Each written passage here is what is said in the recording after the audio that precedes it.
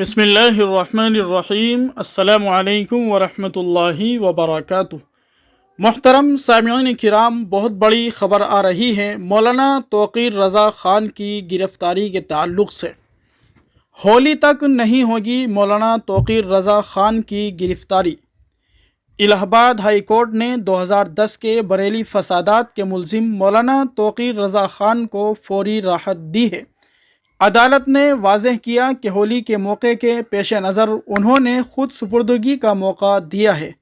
عدالت نے مولانا توقیر رضا کو 27 مارچ تک عدالت میں پیش ہونے کا حکم دیا ہے۔ ساتھ ہی ضمانت کی درخواست دائر ہونے تک وارنٹ پر عمل درآمد روک دیا گیا ہے۔ عدالت نے یہ بھی واضح کیا ہے کہ ناقابل ضمانت وارنٹ میں کوئی مداخلت نہیں ہے۔ الہ آباد ہائی کورٹ کے جسٹس رام منوہر نارائن مشرا نے دونوں فریقوں کو سننے کے بعد یہ حکم دیا۔ مولانا توقیر رضا خان کے لیے جاری کردہ حکم نامے میں عدالت نے ٹرائل کورٹ کے جج کو ذاتی تجربے کی بنیاد پر تبصرہ کرنے پر بھی سرزنش کی ہے۔ آرڈر کے صفحہ 6 کا پیراگراف 8 ہٹا دیا گیا ہے۔ آپ کو بتاتے چلیں کہ مولانا توقیر رضا سیاست میں ہونے کے علاوہ اتحاد ملت کونسل کے سربراہ بھی ہے۔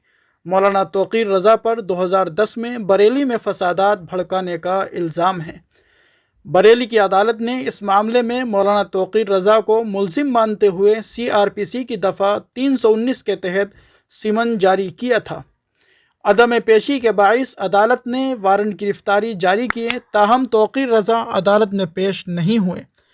بعد ازاں عدالت نے ان کے خلاف 2 مرتبہ ناقابل ضمانت وارنٹ جاری کیے۔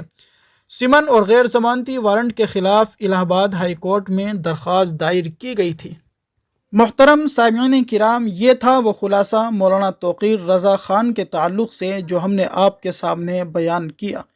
دعا کیجیے اللہ تبارک و تعالی ہمارے اس ملک ہندوستان کی حفاظت فرمائے، یہاں کے مسلمانوں کی، مساجد کی، مدارس اسلامیہ کی، علماء حق کی اللہ تبارک و تعالی ہر طرح سے حفاظت فرمائے۔